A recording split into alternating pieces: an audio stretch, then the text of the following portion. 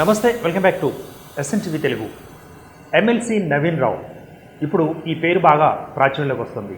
ఎమ్మెల్సీగా గెలిచిన తర్వాత నిన్న మొన్నటి వరకు జరిగిన భాగోతం ఏంటి, చేసిన భాగోతం ఏంటి, నవీన్ రావు ఇంతగా వార్తల్లోకి ఎక్కడానికి గల కారణాలు ఏంటి, కొత్త వాళ్ళు తెలుసుకోబోతున్నారు. అదేవిధంగా పాత వాళ్ళు ఒకసారి గుర్తు చేసుకోబోతున్నారు. నవీన్ రావు ఒక ఎమ్మెల్సీ, బీఆర్ఎస్కి సంబంధించిన ఎమ్మెల్సీగా ఉన్నారు. సో 9.5 ఏళ్ల పాటు కోట్లాది రూపాయలు కూడగట్టుకున్నారు అన్నది ఆయన మీద వస్తున్న ప్రధానమైన ఆరోపణ. అదేవిధంగా ఒక వెంచర్ కానీ కొత్తగా వేస్తున్నారంటే అక్కడికి వాలిపోతారట.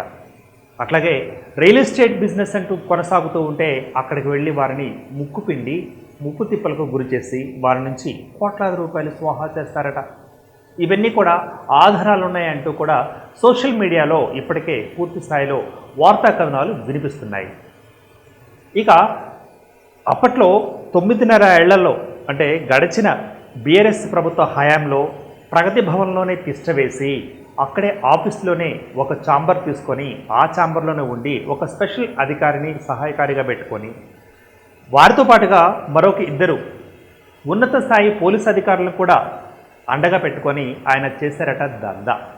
ఈ దందా విలువ లక్షల కాదు, కోట్ల కాదు, కోట్లాది రూపాయలలో కోట్ల రూపాయల్లో ఉందట.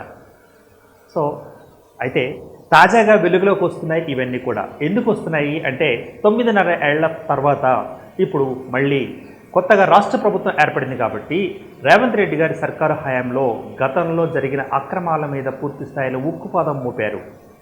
ఒక పక్క హైడ్రాతో నడుస్తున్నది, రాజకీయం చేస్తున్నది, అంత మనం చూస్తూనే ఉన్నాం. కానీ ఇవి చేస్తూనే గత హయాంలో గత ప్రభుత్వంలో జరిగిన అన్యాయాలు కానీ అక్రమాలు కానీ అదేవిధంగా కోట్లాది రూపాయలు కూడగట్టుకున్న వ్యక్తుల గురించి కానీ ఇప్పటికీ పూర్తి స్థాయిలో ఆధారాలతో సహా ముందుకు వెళ్ళబోతోంది రాష్ట్ర ప్రభుత్వం, అందులో సర్కార్, రేవంత్ రెడ్డి సర్కార్. మొత్తానికి ఎమ్మెల్సీ నవీన్ రావు ఎవరైతే ఉన్నారో ఈయన యొక్క అక్రమాల పుట్టలు పగిలిపోతున్నాయి, ఒక్కటొక్కటిగా బయటకు వస్తున్నాయి అంటూ కూడా సోషల్ మీడియా కోడే కూస్తున్న విషయం మనం చెప్పుకోవాల్సిన అవసరం ఉంది.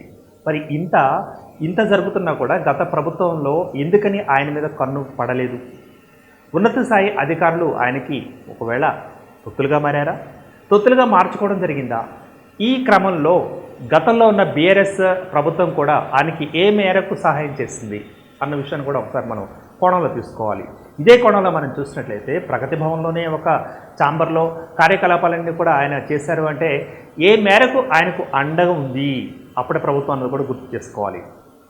ఒక కూకట్పల్లి నుంచి ఒక పటాన్చెరు వరకు ఈ మధ్య స్థాయిలో ఆ మధ్య దారులలో ఈ జరిగిన ఏవైతే అక్రమాలు ఉన్నాయో లేకపోతే కట్టడాలు ఉన్నాయో నిర్మాణాలు ఉన్నాయో వాటికి అనుమతులు ఇవ్వడం అంటూ జరిగినాయో ఈ విషయంలో కూడా కోట్లాది రూపాయలు స్వాహా చేసినట్లుగా కూడా వార్తలు వస్తున్నాయి.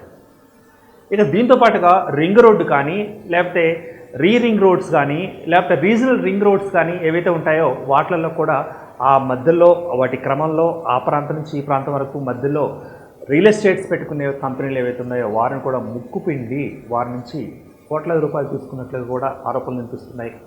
ఇంకా ఒక అడుగు ముందుకే వెళ్ళి కోట్లాది రూపాయలు కాదు నాకు వాటా ఇవ్వండి అంటూ కూడా ఆయన పూర్తి స్థాయిలో అడిగి దందా చేసి వారి దగ్గర నుంచి కూడా కోట్లాది రూపాయల విలువ చేసే వాటాలు కూడా తీసుకున్నట్లుగా తెలియవస్తుంది.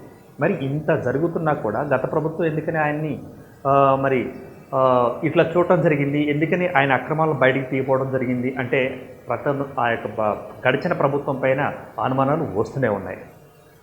ఇక ఇవన్నీ ఇట్లా ఉంటే ఫోన్ ట్యాపింగ్ విషయంలో నవీన్ రావు యొక్క పేరు నిందితుడిగా ఆరోపణలు ఎదుర్కొంటున్నట్లుగా అందులోంచి బయటికి రావడం జరిగింది. సో ఫోన్ ట్యాపింగ్ వ్యవహారం ఏదైతే ఉందో అక్కడి నుంచి ఆయన వైరల్గా నిలిచారు. అక్కడి నుంచి మన సోషల్ మీడియా మిత్రులు అదేవిధంగా మన ఛానల్ మిత్రులు కూడా ఒకటి అలా మొత్తం అన్నీ తీస్తూ పుట్టలుగా ఉన్న అక్రమాల కబ్జాలు అక్రమ సంపాదనలు ఇవేవైతే ఉన్నాయో మొత్తం బయటకు లాగుతున్నారు. ఇక అది ఏ స్థాయి వరకు వెళ్ళిందంటే ఊరు వదిలి బయటికి వెళ్ళేంతగా అయ్యింది. దాదాపు ఈ వీడియో చేయడానికి 3 రోజుల ముందు 4 రోజుల ముందు ఆయన దుబాయ్ పారిపోయినట్లుగా తెలుస్తోంది. దుబాయ్ వెళ్ళిపోయారా పారిపోయారా అన్నది అక్కడ ఏ పదప్రయోగమో మరి మీరే కరెక్ట్గా ఆలోచించుకోండి. అప్పటికే లుకౌట్ నోటీస్ కూడా జారీ అయ్యింది. సో లుకౌట్ నోటీస్ జారీ అవ్వడం, దుబాయ్కి వెళ్ళిపోవడం ఇదంతా కూడా జరగడం మనం చూస్తున్నాం. ఇక రేవంత్ రెడ్డి ప్రభుత్వం ఇటువంటి వ్యక్తుల మీద ఇటువంటి అక్రమ కబ్జాదారుల మీద అక్రమంగా కోట్లాది రూపాయలు దండుకున్న వ్యక్తుల మీద ఎటువంటి చర్యలు తీసుకుంటుందో మనం వేచి చూద్దాం. సో మంచినే కోరుకుందాం. ప్రభుత్వాలని మనం ఏ విధంగా ఆశిస్తే ఆ విధంగా చేసే ప్రభుత్వం అంటూ వచ్చింది కాబట్టి మరి ఇటువంటి అక్రమార్కులు, ఇటువంటి కబ్జాకోరులు, ఇటువంటి దగాకోరులు లేకపోతే దండుకున్న వ్యక్తులు, కోట్లాది రూపాయలను కూడగట్టుకున్న వ్యక్తులకు ఎటువంటి శిక్షలు వేస్తుందో రేవంత్ సర్కార్ వేచి చూద్దాం. Keep watching SNTV Telugu.